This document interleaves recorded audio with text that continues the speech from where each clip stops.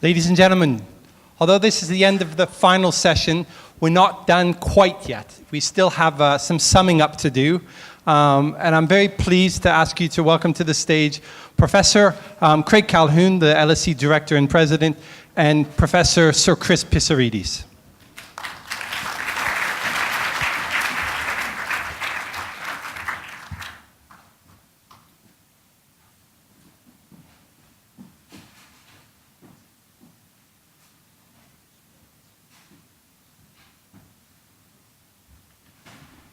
As you prefer.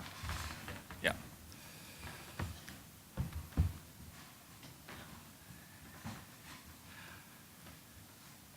At this end of a wonderful day, stimulating, interesting series of sessions, I'm pleased to welcome to the Asia Forum and to the podium the LSE's Professor Sir Christopher Pissarides. Chris will speak for around 20 minutes, giving his thoughts on the day's discussions. I want you to be clear that these are the thoughts of an extraordinarily distinguished intellectual and economist. Sir Christopher Pissarides is an LSE alumnus, so you already know that he's smart.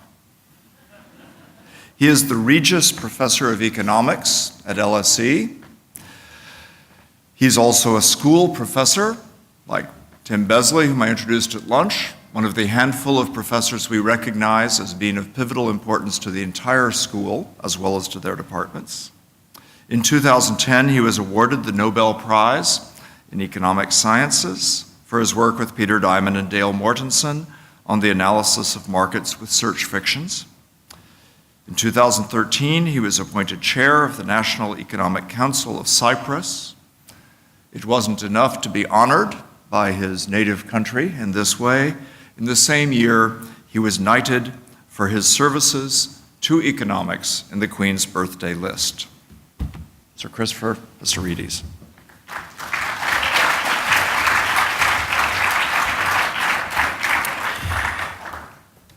Thank you very much, Craig. As Tim said at lunchtime, if my mother was in the audience, she would have believed you probably.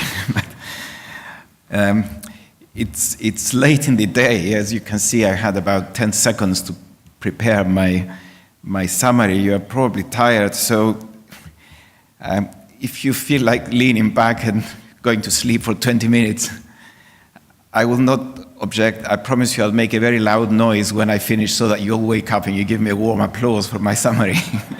And then we'll all be happy at the end. I mean, it's been a wonderful day. I've learned a lot. I do enjoy a lot more going to conferences where the sessions are not in what I do in economics, because I actually leave having learned something rather than just argue with my colleagues about how to model this particular friction in the labor market or the other. So it's been very rewarding. Now, I took some comfort from the fact that when I look at the program, it doesn't say that I'm supposed to sum up, but it says some reflections from my perspective on the events, which is a lot easier. Now, partly because of where I live and what I do now, I think of myself as a Eurocentric economist. So there is Europe and economics. And one common theme that ran through all the sessions of today is that Europe either not getting a mention or getting a mention of how useless it is in today's international economy. The only complimentary thing said about Europe was that it has good football teams. And I should be grateful to Jan who said it, that he didn't carry on to say that that's because the best players of Latin America and Africa play in Europe. with minor exceptions. We still have Ronaldo, I guess, and he comes from Southern Europe too.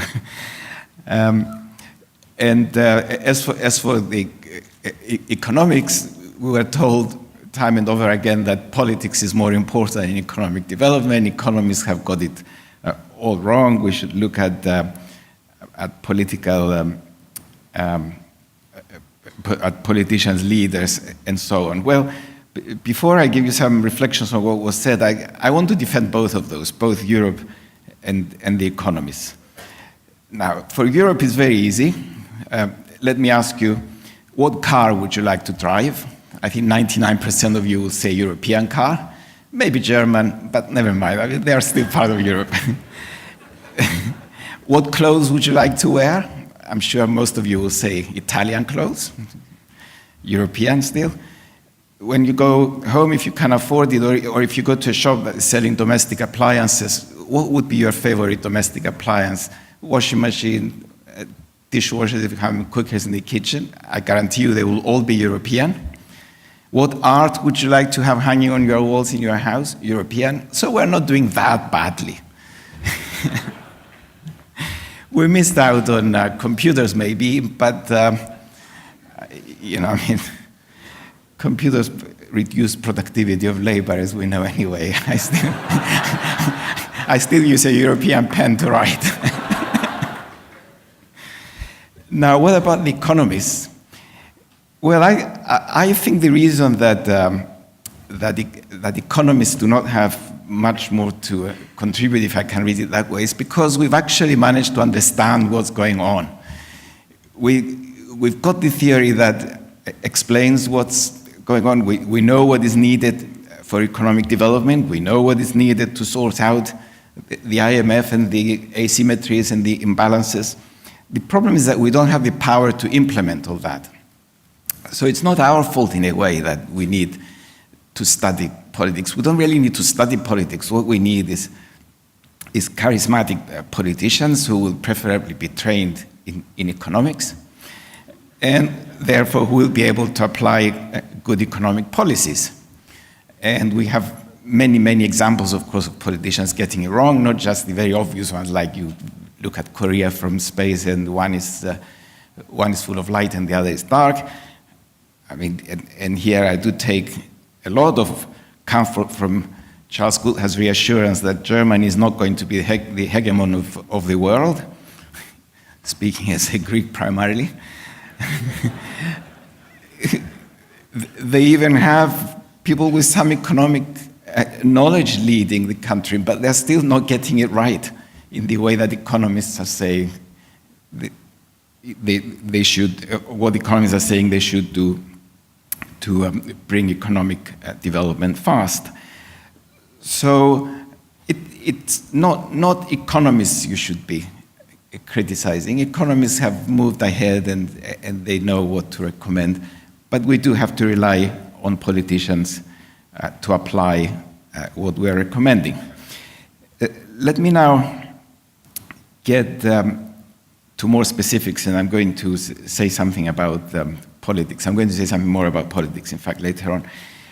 But before I go into the sessions, I would like to say something about the Prime Minister's speech that was read this morning, and I was particularly interested about something I didn't know, in fact, and I wish I knew this just over a year ago, rather than now, which is that Malaysia, during the 1998 financial crisis, actually rejected the IMF prescriptions, and it recovered faster than the other countries that have taken on the IMF restrictions with all their conditionality. And of course, speaking as a European now, and they say Southern European, and one who advises a government that is now busy implementing the IMF conditionalities on the country, that is a very interesting thing to hear. I wish I had heard of it 18 months ago, and then I would have taken the plane, come here and sit with the Prime Minister or his economic advisors and ask them how did they do it by saying no to the IMF. And maybe some people would have been happier back in my country too. Now, talking about politics now, I quite enjoyed listening to my colleague Arnie Westad, since I don't think we ever got the chance to talk very much to the LSE, because as you know, we have a wonderful new building for economics, but it's about 5 minutes away from the other buildings of the LSE, and that's a great barrier when it comes to academics to talking to each other. But I really enjoyed listening to him, and I've been thinking and reflecting about his plea for cooperation in Southeast Asia and the ASEAN countries.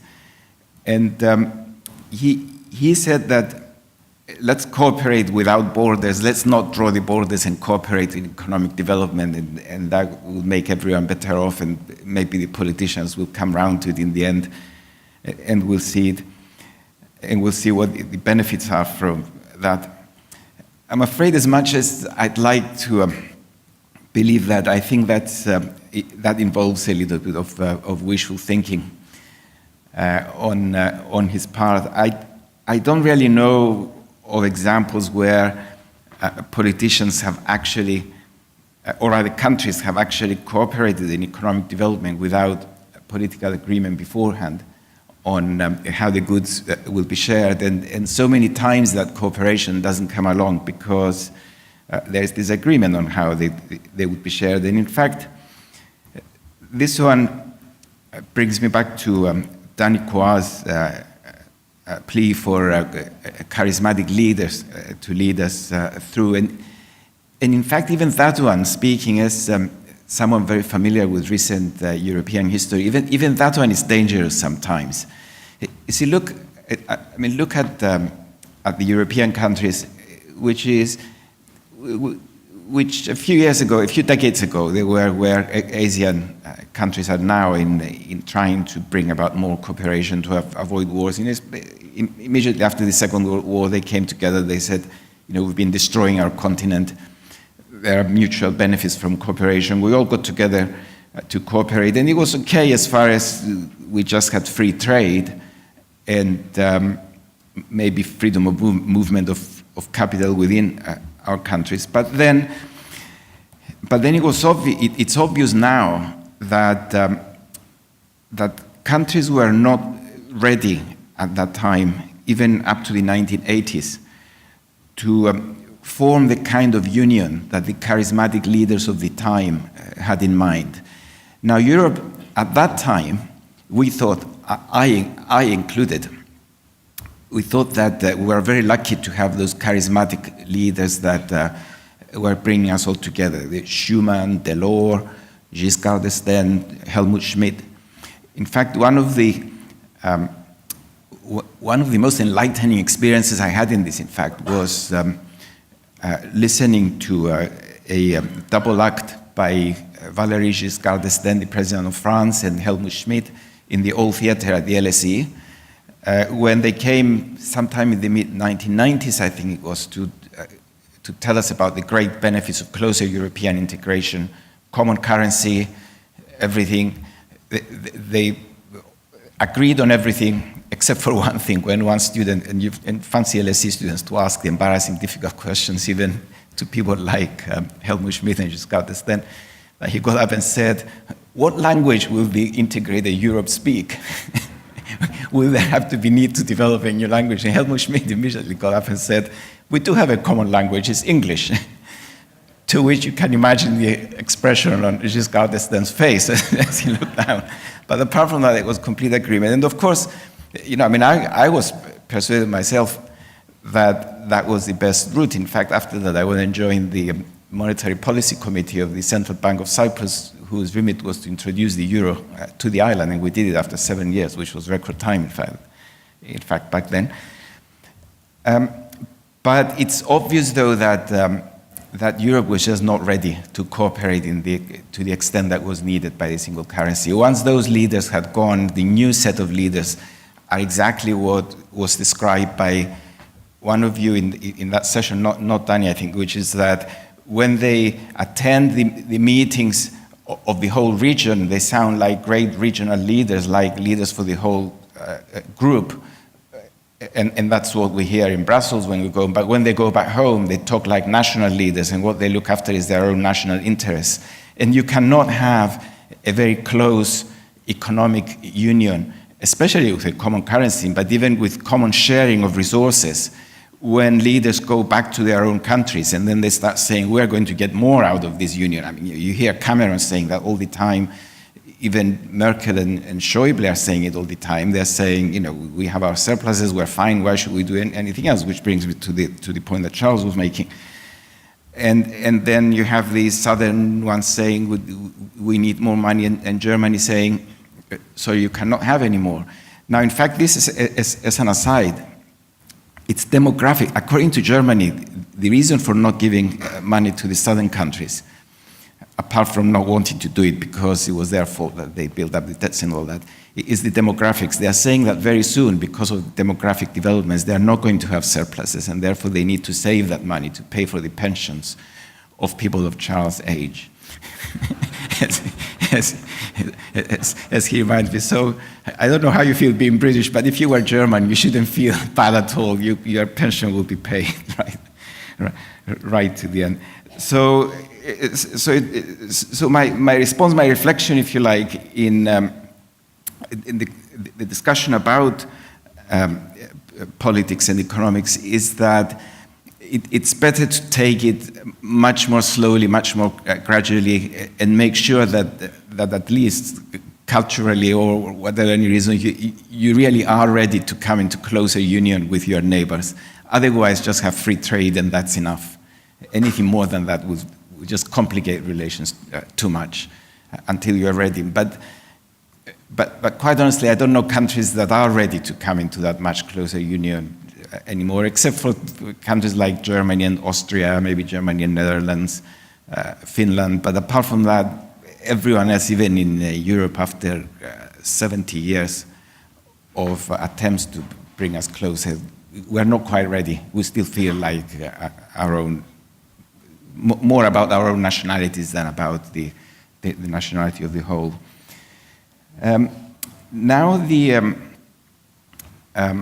Now some comments on cities. What I was very interesting, because cities and urban economics and all that is one of my interests outside economics, although economists are getting interested in that. But I always sometimes think, what would I want to be in my next life? And sometimes I think I want to be a town planner. But then I realized that I'll probably be even more poorer than as an economics professor if I were a town planner, so maybe that's not a good idea. Although maybe I'm wrong, I don't know, maybe Ricky knows to correct me. And other times I think I want to be a geologist, but that is not much good either. So I should learn some finance, I think. Now some comments on cities. I was very interested actually by one point that was made by Mike Douglas on cities. Of course, the whole thing was interesting, lovely pictures and all that. But reflecting on that as an economist, I was very interested by a point that was made by Mike, and in fact, that relates to some work that I'm doing in economics now, which concern structural change and deindustrialization. Now, he said cities now, and especially so starting in the 1980s, have become centers of production rather than centers of culture and social relationships and all that. And that's true, but that's due to the deindustrialization and the development of the service economy. I think you see, if your main production activity is industry, then you can locate industry almost anywhere. All you need is a good railway network to transfer the goods. And we saw it in Britain, for example, which industrialized all the way from London to Manchester, Midlands, Newcastle on the north east, and so on. So people moved to cities in that environment, mainly for social and cultural reasons, or at least a very big reason for moving there. But once you move away from industry and into the service economy, then you do need to live together to enjoy the services. You cannot provide, or rather, there are very few services that you can provide in Newcastle and enjoy them in London, for example. Maybe finance if it's digitalized and all that, but even that one wouldn't be appropriate. It wouldn't be as effective. So, as employment in industry is declining and employment in services rising throughout the world, you would expect to see more and more concentration in cities, and cities becoming more centers of production. And I think it's important for urban planners and theorists to realize that that's linked with an inevitable structural transformation that is taking place in the economy. Now, why is it taking place? Well, because of technology. I mean, it was said in one of the sessions that technology kills jobs, but it doesn't kill production. You know, technology makes us more productive, so we don't need as many workers to produce even more and more goods. What do those workers do when they don't leave the labor force or become unemployed? They go and join the service sector, because the service sector cannot enjoy big technological improvements, especially with the aging population. The service sector will be dominated by healthcare, nursing, and all other kinds of services. And there's really no limit to how many services we can consume as consumers, but there are limits to how many manufacturing goods we can consume. You know, I mean, how many cars are you going to own? How many houses are you going to own? There is limited time. You know, you just cannot consume all those. But with services, there's no limit to how many you're going to consume. And therefore, I would expect cities to become even more of centers of production than they are now. And we have to face that. And talking about public transport as being the major one, that's very important. I felt rather good because there are 3 cities in the world that I spend more than 1 month a year. That's London, Hong Kong, and Nicosia, Cyprus. I have to admit with embarrassment that in Nicosia, Cyprus, I do drive a German car and move myself around from one place to the other. It's too small a city to have an efficient public transport system. But in London and Hong Kong, I always travel on the public transport with a free pass provided by the mayors of those cities. In London, it has the heroic name of the Freedom Pass. Very proud holder of the Freedom Pass. But in Hong Kong, you won't believe what it's called. It's called the elderly octopus.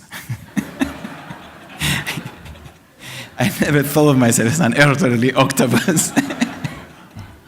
But I'm not sure I like either one or the other, but in combination it's even worse. But it works.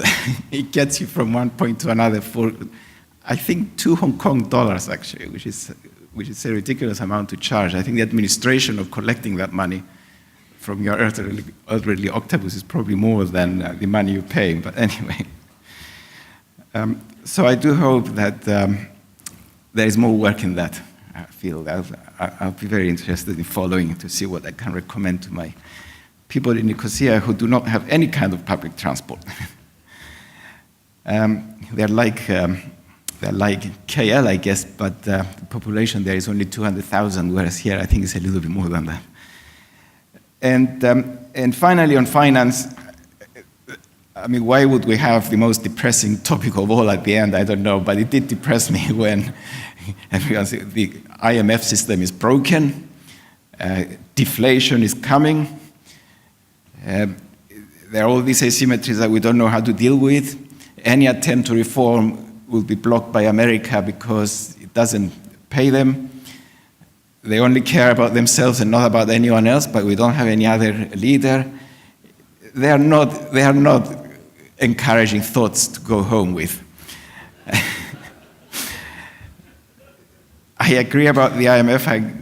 I don't know if the best way to do it is to recall a Bretton Woods conference and do it, but if Americans are going to block it, what's the point?